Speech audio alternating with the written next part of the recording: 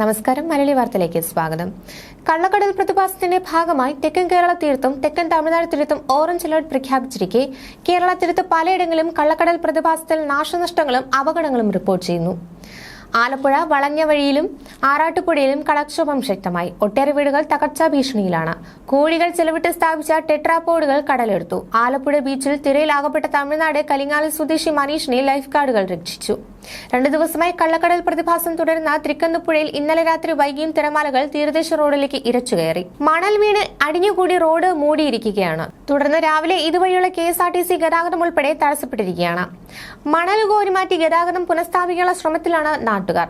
തിരുവനന്തപുരം അഞ്ചുതെങ്ങ് ഗ്രാമപഞ്ചായത്തിലെ കടലോര മേഖലകളിൽ കഴിഞ്ഞ ദിവസം രാത്രി രൂപപ്പെട്ട കള്ളക്കടൽ പ്രതിഭാസത്തിൽ 2 വീടുകൾ പൂർണ്ണമായി തകരുകയും തീരദേശ പാതയിലെ പൂത്തുറയ്ക്ക് സമീപം തിരമാലകൾ റോഡ് ഭേദിച്ച് കടന്നതുമൂലം പാതയപ്പാടെ മണൽ മൂടി മണിക്കൂറുകളോളം വാഹന ഗതാഗതം തടസ്സപ്പെടുകയും ചെയ്തു. പൂത്തറ അഞ്ചക്കടവിൽ അനില ഭവനിൽ സെലിൻ, പൂത്തറ കടപ്പുറം ഭാഗത്ത് ഷിബു ഫ്രാൻസിസ് എന്നിവരുടെ വീടുകളാണ് ശക്തമായ തിരയടിച്ച് തകർന്നത്.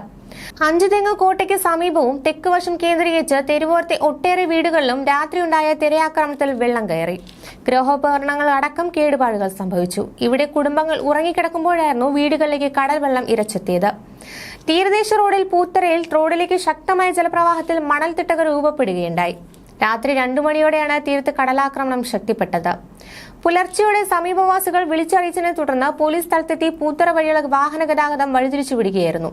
ഉച്ചയോടെ പാതയിലെ മണൽ നീക്കി ഗതാഗതം പൂർവ്വസ്ഥിതിയിലാക്കിയിട്ടുണ്ട്.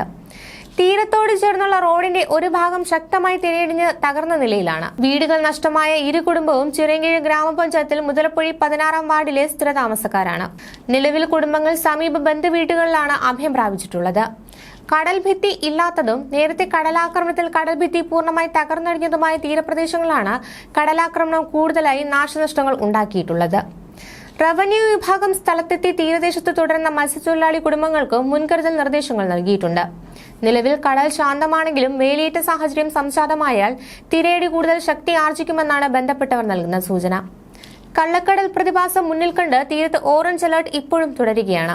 തീരത്തോട് ചേർന്ന് താമസിക്കുന്നവർ രാത്രികാലങ്ങളിൽ അതീവ ശ്രദ്ധ പുലർത്തണമെന്നും അധികൃതർ മുന്നറിയിപ്പ് നൽകിയിട്ടുണ്ട്. പൂത്തുറ, അഞ്ചുതെങ്ങ് കോട്ട, പഞ്ചായത്ത് ഓഫീസ്, അഞ്ചുതെങ്ങ് ജംഗ്ഷൻ എന്നീ പ്രദേശങ്ങളിൽ തീരത്തോട് ചേർന്നുള്ള കുടുംബങ്ങൾക്കിടയിൽ ഇപ്പോഴും കടലാക്രമണ ഭീഷണിയും ഭീതിയും നിലനിൽക്കുകയാണ്. കള്ളക്കടൽ പ്രതിഭാസത്തിന്റെ ഭാഗമായി വല്യവേളി മുതൽ പെരുമാത്ര വരെയുള്ള ഭാഗങ്ങളിൽ ശക്തമായ കടലേറ്റം ഉണ്ടായിട്ടുണ്ട്.